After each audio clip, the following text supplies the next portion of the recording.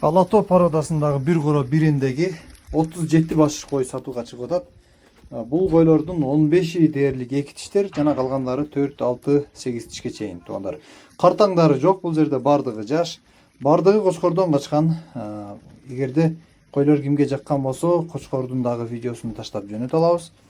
Койлордун суралып жаткан баасы 35 000 сомдон. Өзгөн району Шоробош айылы туугандар. Жолдун боюнда кимге жол жакын болсо жолдон келип көрсөңүздөр болот. Ким алыстан болсо сиздерди көздөп кеткен машиналерге салып жиберсе дагы болот туугандар. Андыктан видеонун аягына чейин көрүңүздөр. Койлор кимге жаккан болсо калтырган номерлерге чалып байланышып соода кылсаңыздар болот.